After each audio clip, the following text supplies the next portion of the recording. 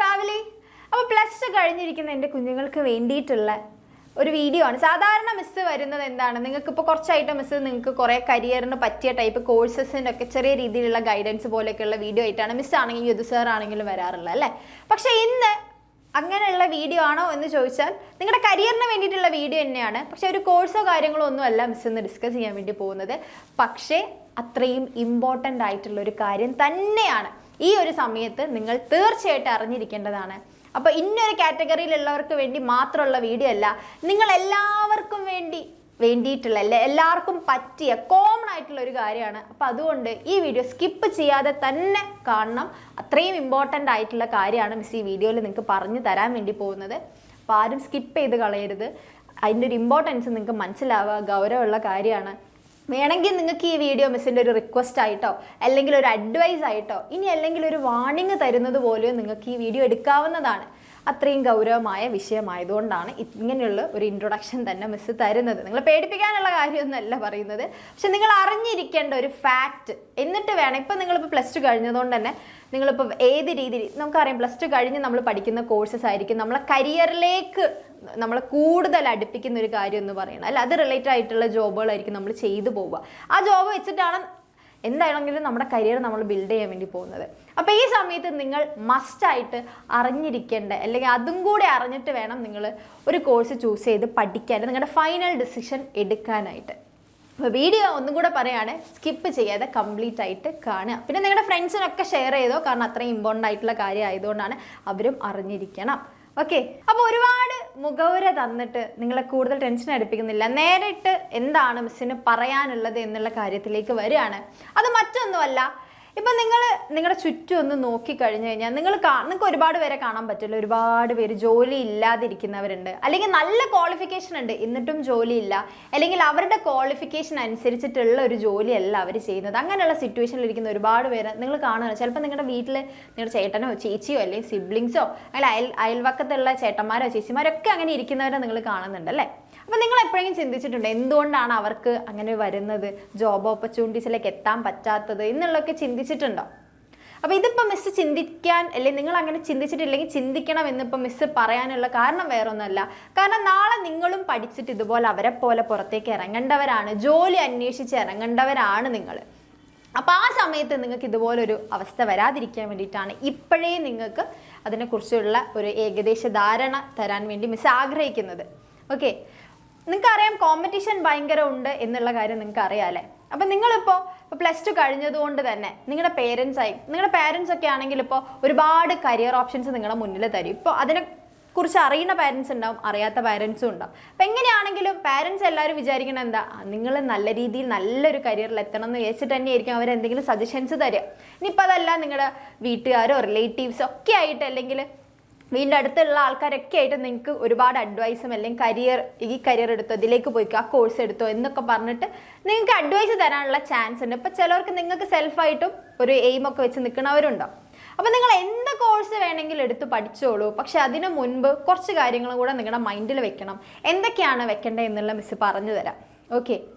തീർച്ചയായിട്ടും മൈൻഡിൽ നിന്ന് അത് വിട്ട് കളയരുത്. നിങ്ങൾ എന്ത് പഠിക്കുകയാണെങ്കിലും ഈ ഒരു കാര്യം മനസ്സിൽ വെച്ചിട്ട് വേണം പഠിക്കാനായിട്ട്. ഇപ്പം നിങ്ങൾ ശ്രദ്ധിച്ചിട്ടുണ്ട്, അപ്പോൾ നമ്മൾ കൊമേഴ്സുകാരായതുകൊണ്ട് തന്നെ നമ്മൾ കൂടുതലും ഇപ്പോൾ ഡിഗ്രി നമുക്കറിയാം, BCom BBA അങ്ങനെ BCA എന്നൊക്കെ പറഞ്ഞ് കുറേ ഡിഗ്രി ഉണ്ട്. അതല്ലാതെ നമ്മൾ പിന്നെയും കേൾക്കാൻ ചാൻസ് ഉള്ള, അല്ലെങ്കിൽ നമ്മൾ കൂടുതൽ ഇപ്പോഴത്തെ ഒരു സൊസൈറ്റീൻ്റെ ഒരു ട്രെൻഡ് അനുസരിച്ച് നമ്മൾ കേൾക്കുന്ന കോഴ്സസാണ് ACCA, അതുപോലെ CMA India, CMA USA, CA CS എന്നൊക്കെ പറയുന്നത് അല്ലേ. അപ്പോൾ CA CS എന്ന് പറയുന്ന കോഴ്സൊക്കെ നമുക്കറിയാം. അത് കുറച്ചുകൂടെ ഒരുപാട് പേര് CAയിലേക്കും CS ഒന്നും ഇറങ്ങാറില്ല. കാരണം അതെന്താണെന്ന് വെച്ചാൽ ഭയങ്കരമായിട്ട് ഹാർഡ് വർക്ക് ചെയ്ത് ഒരുപാട് സമയം ഇൻവെസ്റ്റ് ചെയ്യാനുള്ള കുട്ടികളെ, കൺസിസ്റ്റൻ്റ് ആയിട്ട് ഇരിക്കാൻ പറ്റുന്നവർ, അങ്ങനെയുള്ള കുറച്ച് ടൈപ്പ് ഓഫ് കാറ്റഗറി ഓഫ് ആൾക്കാരാണ് എപ്പോഴും CAയിലേക്കൊക്കെ പോവുക. ഇനി അതല്ല, പെട്ടെന്ന് ഒരു ജോബിൽ സെറ്റ് ആവണം എന്നുള്ളവരാണെങ്കിൽ അങ്ങനെ CA ഒന്നും അധികം ചൂസ് ചെയ്യാറില്ല. പക്ഷെ എന്നാലും നിങ്ങളിപ്പോൾ നിങ്ങളെ മാർക്കറ്റിലൊക്കെ കേൾക്കാൻ ചാൻസ് ഉണ്ട്. അതായത് ഈ കോഴ്സ് പഠിച്ചാൽ നിങ്ങൾക്ക് പെട്ടെന്ന് ജോലി കിട്ടും, ഈ കോഴ്സ് പഠിച്ചാൽ നിങ്ങൾക്ക് എന്തായാലും സെറ്റിലാവും, നല്ല പ്രൊഫൈലിൽ തന്നെ ഹൈ സാലറിയോട് കൂടിയിട്ടൊക്കെ ഇരിക്കുക എന്ന് പറഞ്ഞ ഒരുപാട് ആഡുകളൊക്കെ അഡ്വർടൈസ്മെൻറ്റ്സ് ഒക്കെ വരാറുണ്ട് അല്ലേ. അപ്പോൾ ഇങ്ങനെയുള്ള കോഴ്സസ് ഒന്നും പഠിക്കേണ്ടെന്നാണോ മിസ് പറയുന്നത്? അല്ല, ഒരിക്കലും അല്ല. തീർച്ചയായിട്ടും ആ കോഴ്സൊക്കെ നല്ല കോഴ്സസാണ്, കരിയർ ഓപ്പർച്യൂണിറ്റീസ് ഉള്ളത് തന്നെയാണ്. നിങ്ങൾ പഠിക്കുന്നുണ്ടെങ്കിൽ അത് നല്ല കാര്യമാണ്. പക്ഷെ പഠിക്കുന്ന സമയത്ത് എപ്പോഴും ചിന്തിക്കേണ്ട ഒരു കാര്യം എന്ന് പറയുന്നത്, ഇപ്പം നമുക്ക് ACCA CMA എന്ന് പറയുന്ന ഒരുപാട് കോഴ്സസ് ഉണ്ട്. ഇപ്പോൾ കൊമേഴ്സ് ആയതുകൊണ്ടാണ് മിസ് കൊമേഴ്സ് റിലേറ്റഡ് ആയിട്ടുള്ള പ്രൊഫഷണൽ കോഴ്സസ് പറഞ്ഞത്. അതല്ലാതെയും തന്നെ വേറെയും കോഴ്സസുകൾ അവൈലബിൾ ആണ്. ഓക്കെ, അപ്പോൾ അങ്ങനെയുള്ള കോഴ്സസിൻ്റെ ഒരുപാട് ആഡുകൾ അല്ലേ, ഇപ്പോൾ ഒരുപാട് ഇൻസ്റ്റിറ്റ്യൂട്ടുകൾ എന്ത് ചെയ്യുന്നുണ്ട്, ഇൻസ്റ്റിറ്റ്യൂഷൻസ് ഒക്കെ ഇതുപോലുള്ള കോഴ്സസ് പ്രൊവൈഡ് ചെയ്യുന്നുണ്ട് അല്ലേ, അതിൻ്റെ കൂടെ ഡിഗ്രി ചെയ്യാമെന്നൊക്കെ പറഞ്ഞ് ചെയ്യുന്നുണ്ട്. അപ്പോൾ ആ സമയത്ത് നിങ്ങളൊരു കാര്യം ചിന്തിക്കണം, എന്തുകൊണ്ടാണ് ഇത്രയേറെ ആഡ് വരുന്നത്? അത്രയും ഡിമാൻഡ് ഉള്ളതുകൊണ്ടാണ് അത്രയേറെ ആഡുകൾ വരുന്നത് അല്ലേ.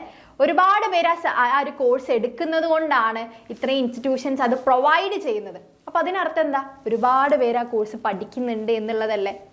അപ്പം നിങ്ങൾ ചിന്തിക്കേണ്ട എത്ര കാര്യമുള്ളൂ. ഇപ്പം നിങ്ങൾ ഇത് പഠിച്ചിറങ്ങുന്നത് ഇപ്പോഴത്തെ പ്രസൻറ്റിൽ നോക്കുന്ന സമയത്ത് നിങ്ങളിപ്പോൾ നോക്കുക എന്താ, നല്ല കോഴ്സാണ്, നല്ല കരിയർ ഓപ്ഷൻ ഉണ്ട്, നല്ല സാലറി കിട്ടും, ഇതൊക്കെ നിങ്ങൾ ചിന്തിക്കുന്നുണ്ടാവുള്ളൂ. പക്ഷെ ഇതൊക്കെ നല്ലൊരു സൈഡ് ആണെങ്കിൽ കൂടെ, ഇതൊക്കെ ഉള്ളതാണ് വാസ്തവത്തിലുള്ള കാര്യമാണെങ്കിൽ തന്നെ അതിനൊരു ഡാർക്ക് സൈഡ് ഉണ്ട്. അത് നിങ്ങൾ ചിന്തിച്ചിട്ടുണ്ടോ? കാരണം ഒരുപാട് പേര് പഠിക്കുന്നുണ്ട്, ഇപ്പോൾ ഒരുപാട് കുട്ടികൾ പഠിക്കുന്നുണ്ടാവും. ഇപ്പം നിങ്ങളും പഠിക്കാൻ വേണ്ടി ഇരിക്കുകയാണ്.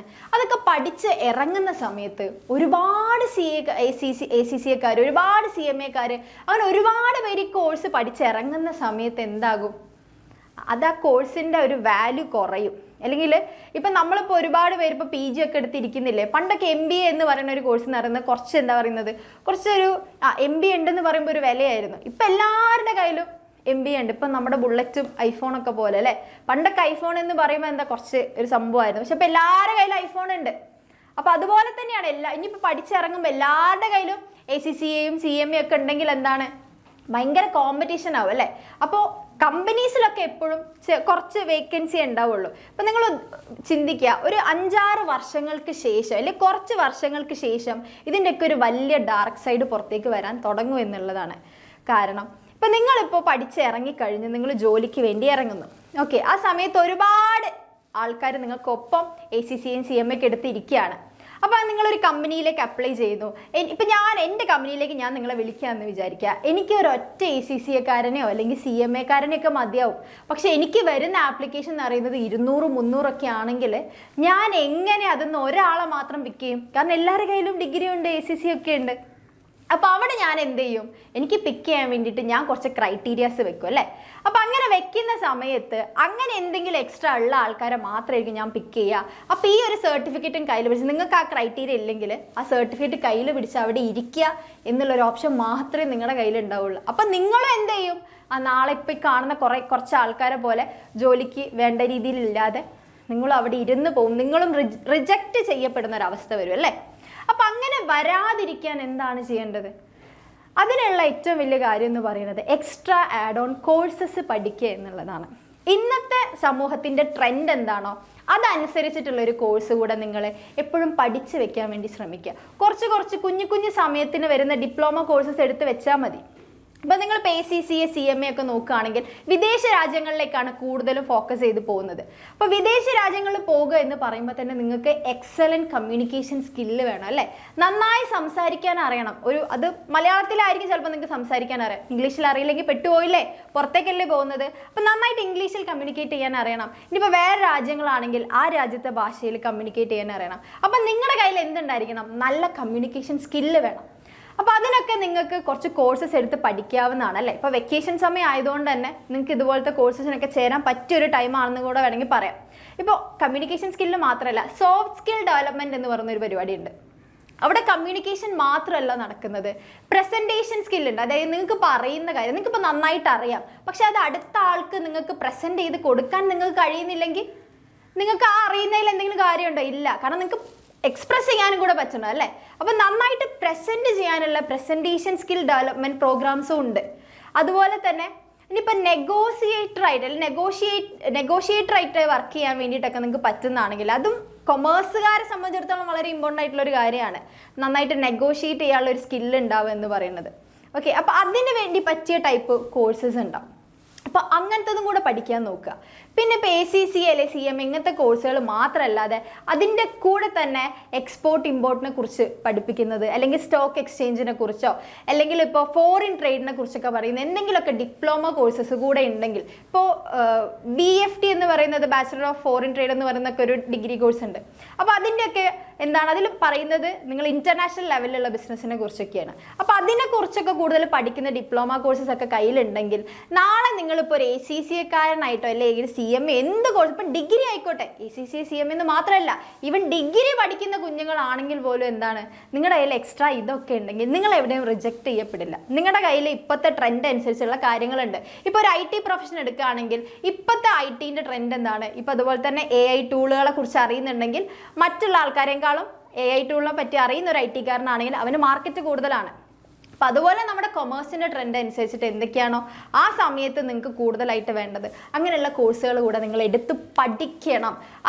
അതും കൂടെ നിങ്ങൾ എന്ത് ചെയ്യണം, നിങ്ങളുടെ കരിയറിൻ്റെ കൂടെ സെറ്റ് ചെയ്യാൻ വേണ്ടി നോക്കുക എന്നുള്ളത് നിങ്ങൾ റിമൈൻഡ് ചെയ്യാൻ വേണ്ടിയിട്ടാണ് മിസ്സ് വന്നിട്ടുള്ളത്. അപ്പോൾ മിസ്സിന് ഇത്രയും നിങ്ങളോട് പറയാനുള്ളൂ. നിങ്ങൾ എന്ത് കോഴ്സ് വേണമെങ്കിൽ ചൂസ് ചെയ്ത് പഠിക്കുക. നിങ്ങളുടെ ഹാർഡ് വർക്ക്, നിങ്ങളുടെ കൺസിസ്റ്റൻസി എല്ലാം നിങ്ങളെ ഉയരങ്ങളിൽ തന്നെ കൊണ്ടെത്തിക്കും. അതൊരിക്കലും നിങ്ങളെ നാശത്തിലേക്ക് കൊണ്ടെത്തിക്കില്ല. ഓക്കെ, അത് നമുക്ക് 100% ഷുവർ ആയിട്ടുള്ള കാര്യമാണ്. പക്ഷേ ഈ ഹാർഡ് വർക്കിനൊപ്പം നിങ്ങൾക്ക് റിസൾട്ട് പെട്ടെന്ന് കിട്ടാൻ, നല്ല റിസൾട്ടിലേക്ക് എത്തിക്കുന്നതാണ് ഈ എക്സ്ട്രാ ചെയ്യുന്ന സ്മാർട്ട് വർക്ക് ആയിട്ടുള്ള ആഡ് ഓൺ കോഴ്സസ് എന്ന് പറയുന്നത്. നിങ്ങൾ നന്നായി കഷ്ടപ്പെട്ടിരുന്ന് പഠിച്ച് നല്ല മാർക്കോട് കൂടെ സർട്ടിഫിക്കറ്റിൽ വാങ്ങിയിട്ടുണ്ടാവും. പക്ഷെ സ്മാർട്ടായിട്ട് നിങ്ങൾ അതിൻ്റെ കൂടെ ഇങ്ങനത്തെ കുഞ്ഞു കോഴ്സസ് കൂടെ ആഡ് ചെയ്ത് വെക്കുകയാണെങ്കിൽ നാളെ ഇപ്പോൾ നിങ്ങളുടെ പഠിത്തമൊക്കെ കഴിഞ്ഞ് നിങ്ങളൊരു കമ്പനിയിലേക്കൊക്കെ പോവുകയാണെങ്കിൽ നിങ്ങൾ അവിടെ റിജക്റ്റ് ചെയ്യപ്പെടില്ല എന്നുള്ളതാണ്.